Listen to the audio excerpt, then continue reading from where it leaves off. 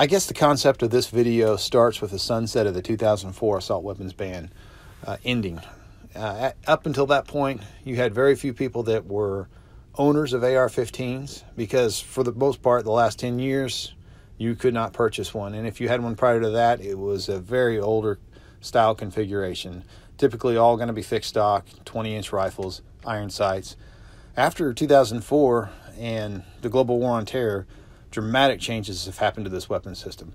We've seen by far the most popular is going to be the carbine setup with a 14.5 or 16-inch barrels, collapsible stock, and flat tops, which you can incorporate ACOGs, red dots, EOTechs, and other red dot systems. Nowadays, the most popular setup is going to be the AR pistol or SBR.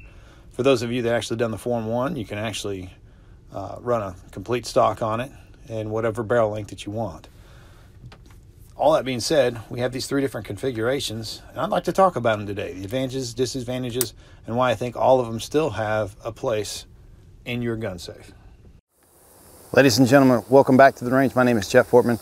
Today I'm going to be talking about the most common rifles that I see in my classes, and I want to encourage those of you that have a rifle to come on out. You know, learn how to use this rifle in an efficient way, learn how to use it safely, and know what its capabilities are, especially in your hands. The three different rifles that I see more commonly nowadays in my classes, first and most predominant is going to be the carbine, either 14.5 to a 16-inch, and this is the standard configuration that you'll see most shooters use in my classes. And as far as your rifle setup for the class, man, there's so many different configurations out there, so many triggers, so many optics, so much furniture. As far as the heart of the system goes, what you really want to look for in a good rifle is your bolt carrier group. You want to have a good quality bolt carrier group. You want to have a good quality barrel.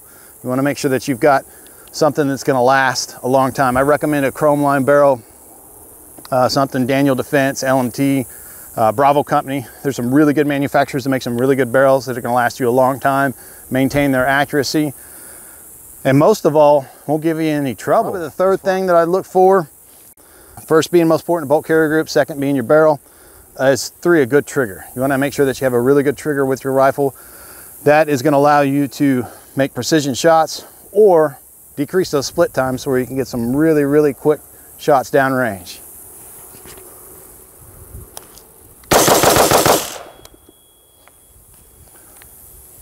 There you go, there's a carbine. All right guys, the next category is going to be the short-barreled rifle category or AR pistol. This one's going to have capability of being shorter. The advantages are obvious. This is short, it's compact, it's easy to move in and out of vehicles. Downside, you have two downsides that I would actually address immediately. Would be if you're shooting inside of a vehicle or inside of a house, you want to do something about this. This is very loud and it could cause permanent hearing damage in those specific areas. So you got to be able to think about a specific device that's going to project that noise directly in front of you and not back towards the end user, not towards yourself, or which we'll shoot here in just a minute is a suppressor, something that can actually mitigate that completely where it's hearing safe to use. Regulate the gas in some way, shape, or form, typically because the gas operating system is working on a much shorter dwelling time with the barrels as short as it is. I do have, with this rifle I have set up with a Noveske switch block. It allows me to regulate the gas to where I can reduce what comes back into the bolt carrier group and allows it to function properly. If you do an AR pistol, if you do have one and you want to set one up, you got to take that into consideration that your gas system is not designed for that cartridge, so you have to change something somewhere. I also have included in this one a suppressor.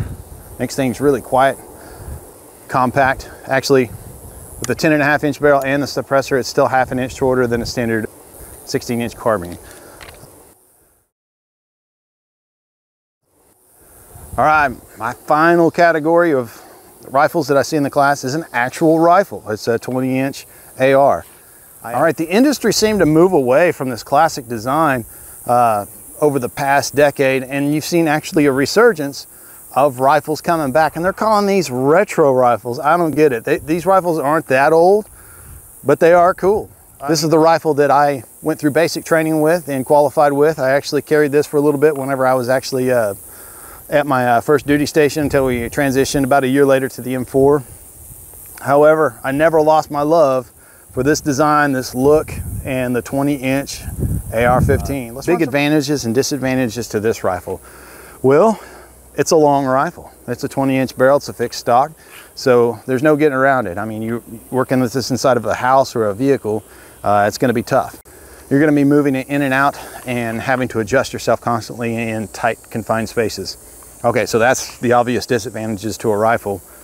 Let's talk about some of the advantages. We've got iron sights with a really long sight radius, so I can actually get some pretty precise shots with the longer sight radius. However, that's kind of a moot point nowadays. You can just take this carry handle off, put on a variable optic or a high-powered optic or even a red dot and get better results than your standard iron sights.